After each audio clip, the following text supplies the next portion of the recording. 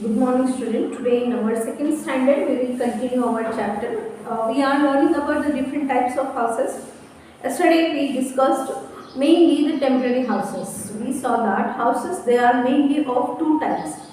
According to the material that is used for the construction of the houses they are mainly of two types: kacha house and pakka house. In kacha house, we see that the material used is not a durable material. That is why kacha houses they are mostly temporary houses. हमने कल के video में देखा कि houses जो होते हैं वो दो टाइप के होते हैं मेनली. कुछ हाउसेस ऐसे होते हैं जिनको कंस्ट्रक्शन करने के लिए हम ऐसे मटेरियल का यूज़ करते हैं जो कि नेचर में इजीली अवेलेबल होता है, लेकिन वो ज़्यादा ड्यूरेबल नहीं होता, ज़्यादा लॉन्ग लास्टिंग नहीं होता है.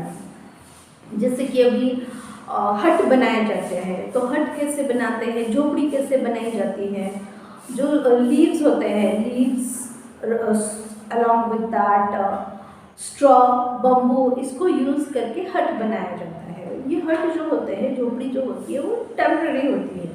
It is not permanent.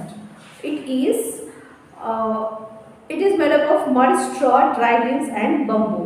Along with that, we discussed about igloos. Igloos are the snow houses.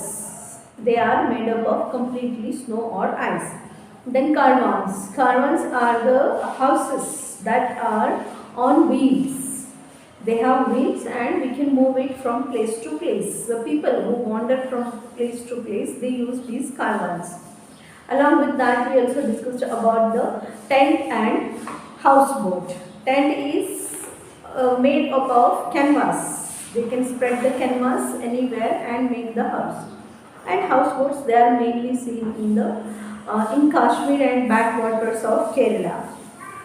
So today we are going to learn about the pakka houses. Pakka houses are permanent houses found in towns, cities and even villages. अभी आजकल गांव में भी कच्चा house कोई नहीं बनाता है. सबके घर कैसे बन गए हैं, पक्के हाउसेस बन गए हैं. उनके घर, सभी के घर पे मजबूत घर होते हैं. The material used for making the pakka house, they are different than the materials that are used for making a kacha house.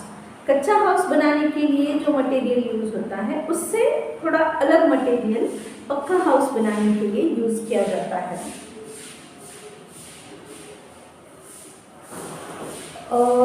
These pakka houses, they are built with bricks, cement, stone, wood, iron and steel. They are strong houses and expensive to build. पक्के house जो होते हैं उसको बनाने के लिए कौन सा मटेरियल लगता है? Bricks, cement, stone, wood, iron and steel. ये जो हाउसेस होते हैं, ये जो मटेरियल होता है वो मटेरियल यूज़ करके पक्का हाउस बनाया जाता है. They are strong houses and expensive to build. ये जो मटेरियल होता है वो एक्सपेंसिव मटेरियल होता है, इसीलिए ऐसे पक्के हाउसेस बनाने के लिए या फिर जो पक्का हाउस बनाने के लिए जो मटेरियल चाहिए होता है वो भी एक्सपेंसिव होता है. ऐसे घर बनाना भी थोड़ा एक्सपेंसिव, क्या बोलेंगे, ज़्यादा खर्चे वाला काम होता है. So let us see what are the different types of pakka houses. Different types of pakka houses are given below. First one is bungalows. Bungalows are large houses with lawn in the front and many rooms. They can be single story or double story. Bungalow जो है वो mostly क्या होता है कि बहुत wide area में spread होता है और सबसे मेन उसमें बहुत सारे रूम होते हैं और एम्प्टी प्लेस भी बहुत सारा होता है. और ज़्यादा करके बंगलो जो है वो सिर्फ सिंगल स्टोरी बिल्डिंग होती है. ज़्यादा से ज़्यादा उसमें 2 स्टोरी होते हैं. उससे ज़्यादा बंगलो में ज़्यादा स्टोरीज नहीं बनाए जाते, मतलब ज़्यादा टॉल बिल्डिंग्स नहीं होते हैं. बंगलो जो होते हैं वो थोड़े से क्या बोलेंगे उसको, कम हाइट वाले घर होते हैं. हाइट कम इन द सेंस फ्लोर्स उसमें कम होते हैं. Then apartments. Apartments are houses built one over the other in big cities. They are multi-story buildings with lift to take people from one floor to the other. Mostly ये जो apartments होते हैं, यहाँ पर कुछ पिक्चर्स दिखाए हुए हैं। देखो ये अपार्टमेंट का पिक्चर है। अपार्टमेंट के पिक्चर में तुम देख सकते हो कि उसमें बहुत सारे मंजिल होते हैं, first floor, second floor, third floor. Mumbai, Pune जैसे सिटीज़ में तो 10 फ्लोर, 12 फ्लोर, 13 फ्लोर, 15 फ्लोर तक की बिल्डिंग्स होते हैं। बहुत टॉल बिल्डिंग्स होते हैं, स्काई स्क्रैपर जिसको कहा जाता है। तो ऐसे टॉल बिल्डिंग्स होते हैं, उसमें एक के ऊपर एक बहुत सारे फ्लोर्स बनाए हुए होते हैं और लोगों को ऊपर नीचे ले जाने के लिए लिफ्ट बनाई हुई होती है। लिफ्ट से लोग ऊपर जाते हैं, नीचे आते हैं। They are multi-story buildings with a lift to take people from one floor to the other. Parts of a house. A house has different parts. There are walls on the sides.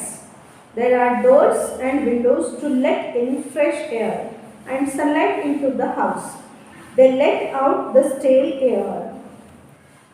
जो ये होते हैं, क्या कहते हैं, जो apartments होते हैं, अपार्टमेंट्स मल्टी स्टोरी बिल्डिंग है और घर में एक घर है तो घर के अलग अलग ये होते हैं, क्या कहेंगे, पार्ट होते हैं।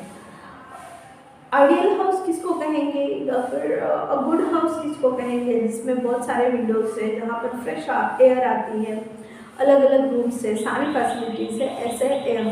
ऐसे हाउस को गुड हाउस कहा जाता है या आइडियल हाउस कहा जाता है। There are walls on sides, there are doors and windows to let in fresh air and sunlight into the house. Windows किस लिए होते हैं? फ्रेश एयर हमारे घर में आए, सनलाइट हमारे घर में आए, इसलिए। They let out the stale air, जैसे फ्रेश एयर अंदर आती है तो स्टेल एयर बाहर चली जाती है। Fact 5. Skyscrapers are very tall buildings with many stories and that seem to be touching the sky. Skyscraper भी एक टाइप के बिल्डिंग्स होते हैं। Skyscraper मतलब क्या? स्काई को जैसे टच करने जैसे वो दिखाई देते हैं। ऐसे बिल्डिंग्स होते हैं, वो बहुत टॉल होते हैं, 25 स्टोरी बिल्डिंग्स, 30 स्टोरी बिल्डिंग्स। ऐसे बिल्डिंग्स को स्काई स्क्रैपर कहा जाता है क्योंकि ऐसे लगता है जैसे वो ऊपर ऊपर ऊपर, मतलब जैसे कि स्काई में पहुंच गए हैं। Now next, different rooms in a house. घर में अलग अलग पार्ट्स होते हैं, घर में अलग अलग रूम होते हैं। हर रूम में हम अलग अलग टास्क कैरी आउट करते हैं। We sleep in the bedroom, which are the different rooms in our house. There is bedroom, there is kitchen, there is hall, there is living room, or that is also called as drawing room, dining room. In this way different rooms are seen. We sleep in the bedroom, we have a bath in the bathroom and use the toilet. Food is cooked in the kitchen. We eat food in the dining room. We meet people in the drawing room. Here they have mentioned 5 main rooms or parts of a house. What are the different parts of a house? Bedroom. Where do we sleep? We sleep in the bedroom. Then we take bath in the bathroom. We use toilets. We use toilets and bathrooms. Sometimes the toilet is attached with bathroom. Got it? किसी किसी के घर में होता है, उसको attach bathroom कहा जाता है। मतलब वहीं पे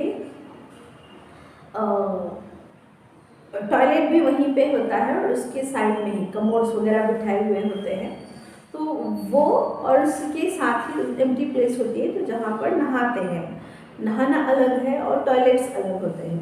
किसी के घर में दोनों अलग अलग होते हैं, बाथरूम अलग होता है, टॉयलेट रूम अलग होती है।